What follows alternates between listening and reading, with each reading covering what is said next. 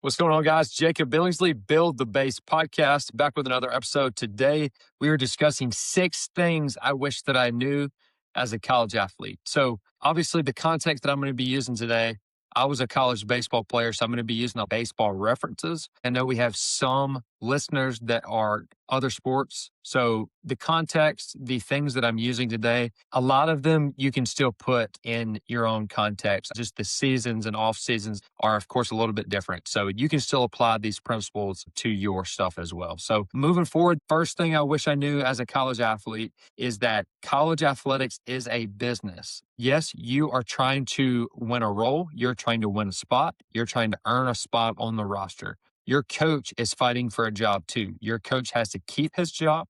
Your coach is trying to win. Your coach might be trying to win so that they can get another job or a better job at a different school or a different organization. Understanding that college athletics is a business and that business decisions have to be made. And that has to do with the rosters, that has to do with who's going to play in certain situations, that has to do with the level of delegation that the head coach is going to give to the assistant coaches. As an athlete, you cannot rely on the coaching staff to be your only source of development. And what I mean by that is, yes, the coaches are going to help develop you. Yes, the coaches are going to put you in the best position to succeed. But at the end of the day, it is that coach's job that is on the line, whether they win or lose. And they have to use the athletes that are going to help give them the best chance of winning. So college athletics is a business, and it is a what have you done for me lately type of business. It doesn't matter if you had a really good season last year. If you are not succeeding and you are not performing and you are not helping our team win right now or last week or yesterday, that is how the coach thinks. What have you done for me lately? Who is giving me the current best chance at winning so I can keep my job? The coaches are fighting for a job too. They need to win. You cannot rely on them to be your only source of development. You still have to take accountability for your own career, and you have to understand what you need to do to develop. Second thing on 6 things I wish I knew as a college athlete is that practice is when you get better. That sounds elementary. That sounds silly, but it is the truth. And let me break that down. Practice is when you get better at a skill set. Practice is how you develop your skill set.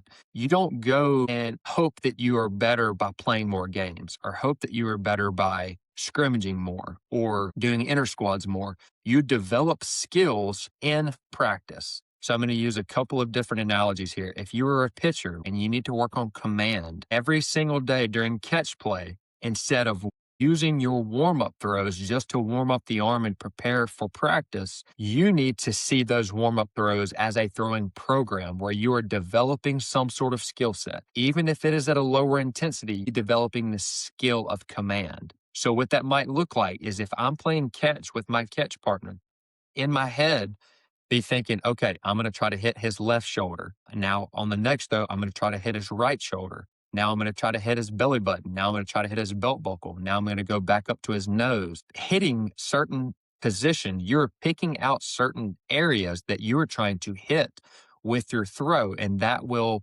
help you develop the skill of command. You need to have intentional reps in practice. That way you are actually getting better at a skill set.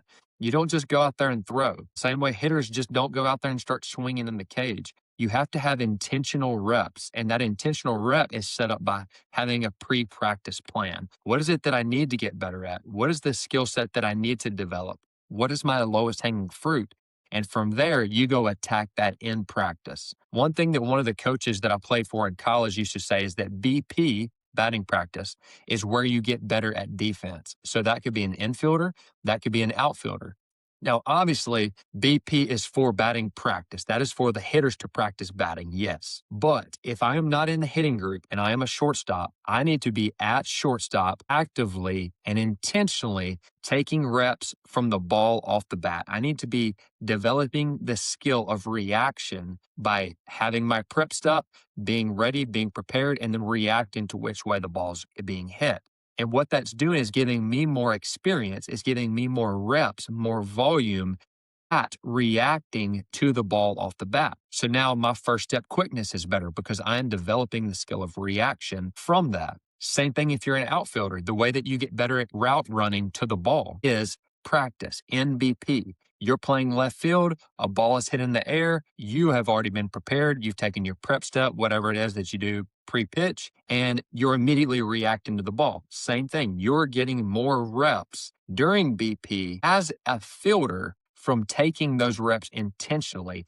And that is how you develop the skill of range and how you develop better first step quickness. If I'm a first baseman, I might be working on holding on a runner. I'm coming off and I'm reacting to the ball. So during BP is when you get better at fielding, the same way that during throwing program is the way that you get better as a pitcher, as a thrower. If I'm a hitter and we're doing cage work, I'm not just going in and swinging. I'm going in with a plan. I have a 1-2 count. I'm about to get a fastball away and I'm going to drive it to the opposite part of the field. You have a plan in place and then you execute on that plan. You have intentional reps and you are getting prepared and you are getting better at the skill set that you are working on. You're not just in there swinging. I'm not just out there throwing. I'm not just out there shagging with my buddies, hanging around, trying to do some banana ball catches. You are intentionally working on a skill that you need to be better at the game. So practice is when you actually get better. You don't wait until scrimmages. You don't wait until games to get better at something. The way that you get better at a skill is by practicing that in a scenario. The number 3 thing is that as practice, training, and game times increase, so does your body's energy needs, which means you are burning more calories, which means you need a higher caloric intake in order to maintain your body weight. This is something that I did not know as a freshman. So I came into my freshman fall and lost a lot of weight throughout the fall because I did not understand or realize that when I'm on my feet more, when I'm practicing more, when we're playing and training more, my body's energy demands are increasing, which means I'm going to lose weight if I do not feed my body the same or more calories. That sounds elementary, but that is something that I wish that I knew, that we still have athletes that have been training with us for years. We explain to them, we show them, we give them examples of what to eat. They step on college campus during the fall after training with us for the last few years, and they're in a really good shape. They come back during the winter, and 8 out of 10 of them have lost weight throughout the fall. And that's because they are still not putting in the calories that they need in order to gain weight or maintain the weight. Even if they're not trying to gain weight, they're still going to lose weight if they are not fueling themselves properly. So taking that seriously, taking fueling seriously is extremely important to gain weight and get better body composition by increasing muscle mass, increasing strength and power and speed and explosiveness. That if you're not fueling your body the calories that it needs, you will lose weight, which will lower your strength and speed and power levels, which will decrease your performance on the field. So you have to be on top of that and you have to recognize when you are doing more, you have to eat more. When you are doing less, obviously you can eat less. My freshman fall, we were doing a ton of stuff. I lost a lot of weight. We get into college winter, we're not moving as much. I'm training in the weight room. I'm doing my throwing program as I'm supposed to, but we're not having team practice. We're not doing first and thirds. We're not doing bunt defense. We're not doing all of these things that happens in team practice. So I'm not moving as much, which means my calorie needs are not as high. So I'm able to gain some body weight back during winter break. But I still did not recognize the fact that when I get back on campus in January, we're going to start team practice again, which means my energy demands are going to be higher. I'm going to need to eat more calories. And if I do not, I'm going to lose the weight that I put on during the winter break. And that's exactly what happened. I didn't recognize the pattern. I didn't understand how that worked. And I lost the weight again that spring. And understanding energy demands, how much calories are needed, when to eat, and how to eat for performance and energy and recovery is the lowest hanging fruit that we see from our college athletes still. College athletes, you're not in mom and dad's house anymore. You're on your own. You're feeding yourself, whether you're going to the cafeteria or you're eating out at the town that you're in. Understanding how to eat, when to eat, and how to maintain body weight, increase body composition is extremely important for overall performance. And that is something that I wish that I would have known as a college athlete, especially in the early years of my college career. Number four is that the fall does not define the spring. A lot of times we will have freshmen or sophomore, the underclassmen usually, that will come home for winter break. They'll come back to base. They'll come be training with us during winter break. They either had a really good fall or they struggle during the fall. And they come home and they think that the fall is going to be the end all be all for what happens in the spring. And that's just simply not the case. That's not how the fall works. Yes, the fall can give you more opportunity or the fall can take away opportunity. It absolutely can. But the spring is not defined by what happens in the fall. Rosters can change. Your coaching staff can change. Both of those things happened during my college career. We would always have what we would call a fall American, which is when someone comes on campus during the fall, they have an amazing fall, they go off, they either hit really well, they pitch really well. We think that they're going to be our 3-hole hitter and be our starting shortstop. And they go home for winter break, they come back in the spring, and for whatever reason, they don't perform the same way. And now they're either not in the lineup where we thought they were going to be, or they just don't perform as well as we were wanting them to. And that's a scenario of being a fall American does not guarantee that you're going to have a spring season the same amount. The same way that having a mediocre fall where, you're going in, maybe you were learning a new skill set, maybe you were actually learning a new position and, you didn't have as good of a fall as you thought you were going to or wanted to have.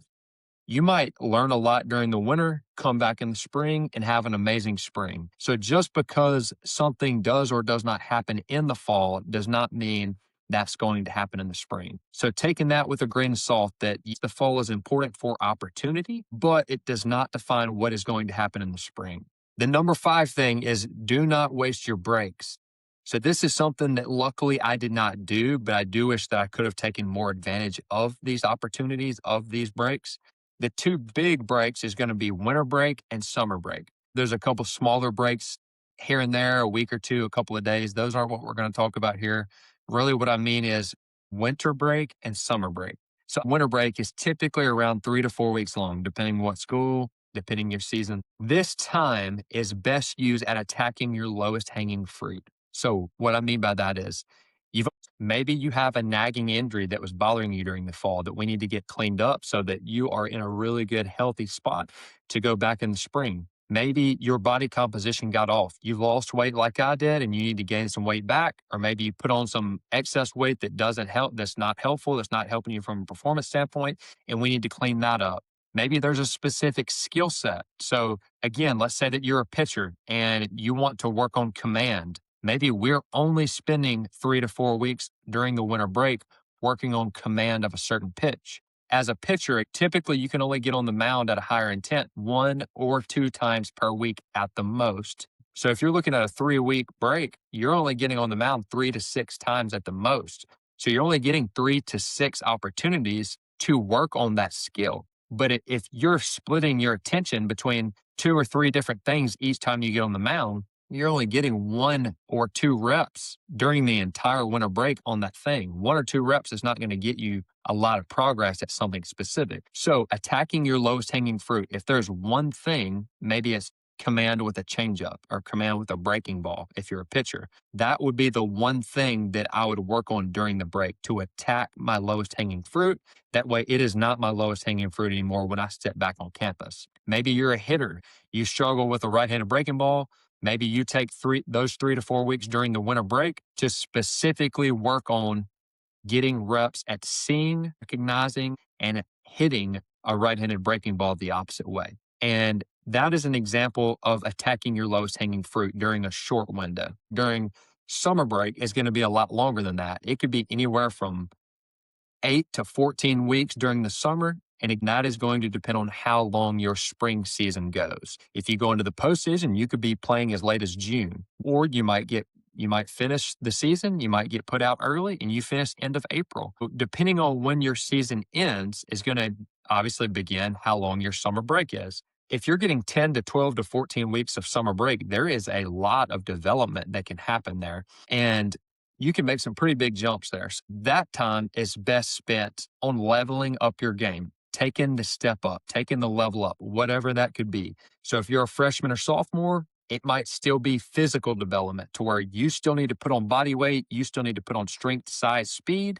and explosiveness, and that's the time to do it. Or if you're an upperclassman, let's say you're a junior, senior, maybe your work capacity, your strength capacity, all that has already been built. And now we're looking to maintain that. But maybe we're making a position change and we need to focus on skill development or refining skill sets or going and playing summer ball and competing with that new skill set that we have developed. There is a lot that can get done during 10 to 14 weeks of training, but it has to be intentional. You still have to have a plan on what you're trying to do.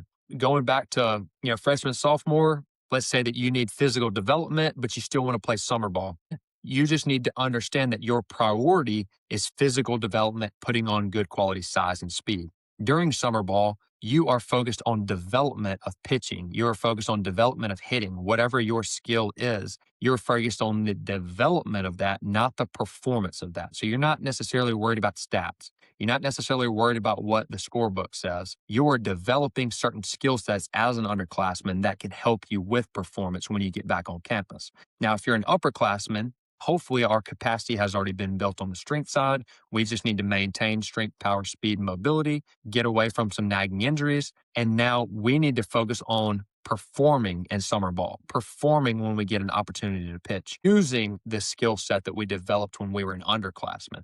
So that's why it's important to make sure that you do not waste your breaks, understand the timeline of the break, understand what your lowest hanging fruit is, make a plan to attack that and attack that relentlessly and stay focused on it. Do not get unfocused because that is where you start to share time over things that may or may not matter. Decide what you want to get better at, make a plan, attack it, and stay focused throughout that break. And then number 6 is understand that it is your career. It is nobody else's career. You have to take ownership of your career. I'm going to tell a quick story. I came in to Mississippi State as a pitcher, wanted to be a relief pitcher. I was lucky enough to come into a team that had really good relief pitchers, a couple of them that were drafted high and that pitched in the big leagues as relief pitchers. Seeing them and their success, it made me want to come into that. Also, there was roles opening up that were big roles. So for me personally, it was like, yeah, that's a perfect scenario. I want to fill this role. I want to be drafted high. I want to pitch in the big leagues as a relief pitcher. Well, I put myself in that role, and long story short, a couple of years later, some injuries, some different coaching changes. We were in the SEC tournament, and there was a pitcher that had not pitched much that year. And SEC tournament is at the end of the season, pretty much. And there was a pitcher that hadn't pitched that much, that pitched sparingly out of the bullpen and didn't have that many innings, hadn't pitched much at all. And we needed what's called a spot start, where we needed somebody to fill the role of a starter for a game because we were deep into the SEC tournament and we had just used all of our starters. So we used this bullpen guy as a starter, and he ends up having an amazing game. He took full advantage of the opportunity to start. He pitched his tail off, almost threw a complete, ends up getting drafted, playing in the minor leagues, and had a very good professional career. And that opportunity came because he got the start at an SEC tournament game, and he took full advantage of that. And when I was thinking through that next summer, I was thinking, okay, this guy didn't pitch much. He was a bullpen arm. He got one opportunity in a big game and got drafted because of it. Well, the reason that he got drafted was because he got seen by professional scouts every single inning for 8 or 9 innings in a row. And not only did he get seen, but he seized the opportunity. He pitched his tail off that game and got drafted because of it. So my goal was to play professional baseball. It wasn't just to have a great career. I wanted to play pro baseball. That was what I was doing this for. I saw that as an opportunity. This guy had the same type of situation where he was a relief pitcher, wasn't pitching much, got an opportunity to be a starter, got seen in a big game, took advantage of the opportunity, and got drafted. Well, I decided that if I was going to get the opportunity to play professional ball, then I needed more opportunities to get seen. So I was going to turn myself into a starter.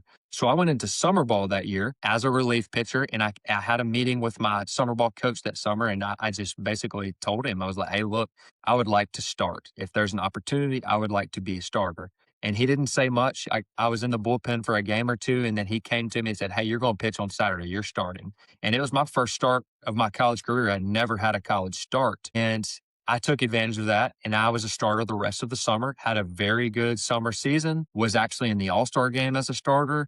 And luckily, that summer, we had a coaching change. So my pitching coach went to a different school. We hired a new pitching coach, and that new pitching coach came in, gave me a call, was just checking in with his players to see how summer ball was going. And somewhere in that initial conversation, I told him that I was a starter and that I was coming back as a starter. And that's not typically how that goes. Typically, they put you in the scenarios that they think is the best fit. And because I got an opportunity that summer in summer ball to have some starts under my belt and to prove that I could be a starter, I came back to campus as a starter just because I took ownership of my career and what I wanted for my career. And I did the work necessary to get there. I said what I wanted. I put the work behind it. I took advantage of my opportunities. And then when the next opportunity came, I did the same thing. I put the work behind it and I took advantage of that opportunity. My point to all of this is if I would have just listened to my coaching staff, I might have always been a relief pitcher. I might have never gotten a chance to be a starter in college. To be very honest, if I wasn't a starter in college, there's a good chance that I did not get an opportunity to be drafted based on my skill set at the time. But by being thrown out into these big games every single weekend as a starter at a big baseball school, I was able to get seen by professional scouts and I was able to get drafted because I put myself in the right opportunities. It's just important to understand that it is your career and you have to take ownership of that. If you're at a smaller school and you have an athletic trainer at your school, they're probably spread thin. They're probably covering multiple sports. On top of that, they're probably covering all of these players on the roster. There's 30 or 40 players on a baseball roster. Well, if they're covering multiple sports, they can't be proactive enough to be in front of all of these athletes that have nagging injuries. So you have to take ownership of your career and go to them and say, hey, what's the plan for today? What can I do? What should we do today? What should I do for post throw? What should I do for pre throw? What kind of mobility or prehab exercises should I do? You have to understand it is your career and you have to be proactive and do what you need to do to put yourself in a situation to succeed. Because if you don't and you sit back and you wait on that athletic trainer to tell you what you need, they probably have forgotten because they're spread so thin over so many different athletes that they're not thinking about every single athlete that has a nagging injury. You have to go to them and tell them and ask and be proactive and be prepared and do the work on your own. You can't just rely on the staff because that's not how it works. College athletics is a business and it is your career and you have to do what's best for your career, but you have to put the work in order to get what's best. You can't just sit back and blame it on other people. You got to take responsibility for what's going on in your career. It's very important that you ask for an office meeting with your coach so that you can explain what your goals are and what you would like from that. Now, you have to put in the work. So if you have not put in the work prior to that, this meeting is pretty irrelevant. If you've done what you said you were going to do, you've showed up on time, you've done your work, you've been prepared, you've taken coaching well, you've communicated well, you've been a good teammate, and then you say, Coach, do you mind can I set up a meeting to come talk to you? That's probably going to be taken very well. Whereas if you don't do the right things, you don't take care of yourself, you don't do things in the right order, that's probably not going to be taken as well. They're probably not going to want to have that conversation. So you have to earn the right and you have to earn the trust to be able to have those conversations to get you where you want. You have to put in the work. It is your career, but you have to put in the work in order to get where you want and get the opportunities that you need. So those are my 6 things that I wish I knew as a college athlete. As always, if you have other topics you'd like us to cover in the podcast, shoot a comment, shoot an email, let me know. Until I talk to you guys in the next podcast, have a great day.